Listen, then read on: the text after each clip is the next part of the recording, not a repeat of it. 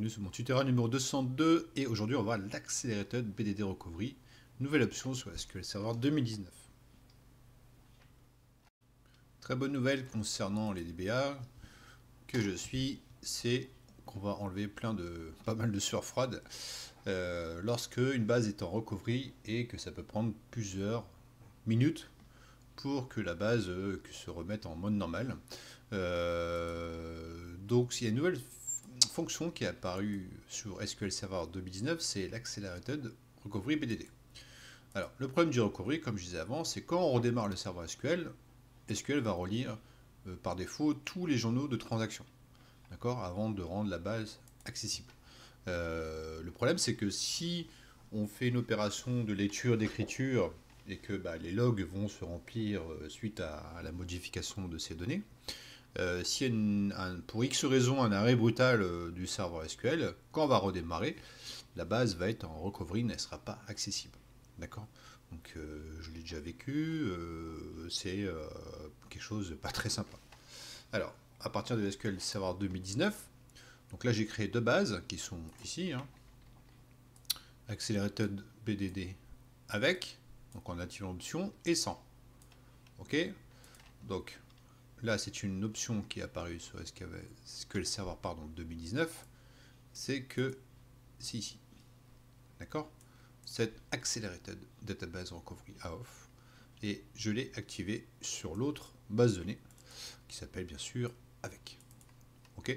Pour l'instant, rien de bien méchant, c'est juste une option à activer sur la base de données. Pour ce faire, je vais insérer pas mal de données sur déjà la première base de données 100.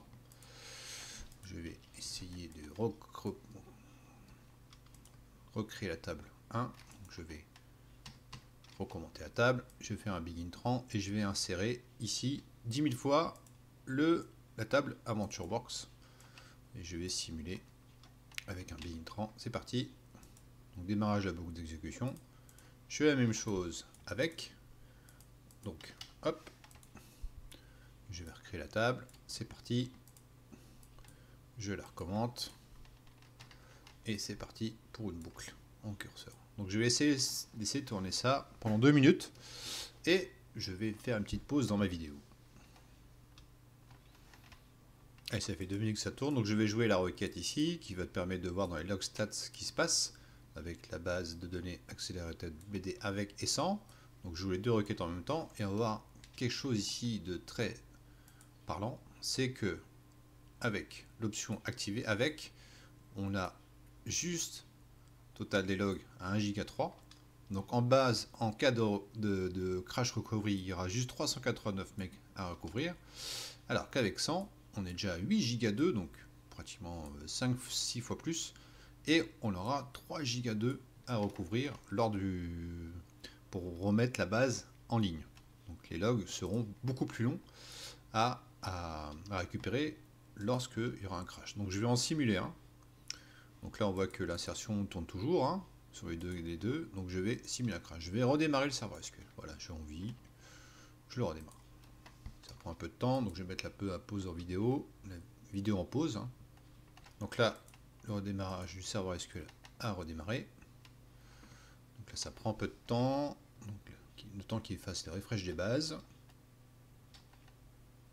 C'est apparu, donc là on voit que la BDD 100 est toujours en récupération. Donc il n'a pas eu le temps de recouvrir ses logs. Donc là, et on voit que la BDD avec est déjà en ligne. Si on regarde dans les logs, dans le journal des erreurs SQL, on s'aperçoit que la BDD avec a été disponible en 7 secondes. D'accord. Et là, la BDD 100 est toujours à 0%. Et on estime à 10. Bon, là, c'est du Windows, hein, donc faut pas trop se fier au temps. On voit qu'il y aura une récupération un plus longue, on va dire, sur la BDD 100. D'accord. Donc, là. Bon, il la rend des fois avant. C'est l'une des particularités du SQL. Il dit que la recovery met du temps, mais parfois, elle est déjà accessible. Mais elle va être quand même beaucoup plus. Là, j'ai fait juste une petite opération. C'est pas énorme, mais lors des grosses opérations, ça peut être beaucoup plus long. lors de la récupération de la base. Donc là, la particularité des SQL, c'est quand même bien fait, c'est que là, la base est accessible, mais les logs sont en train de se remettre en place sur la base de naissance. Vous voyez ici, ça s'incrémente. Ici. D'accord?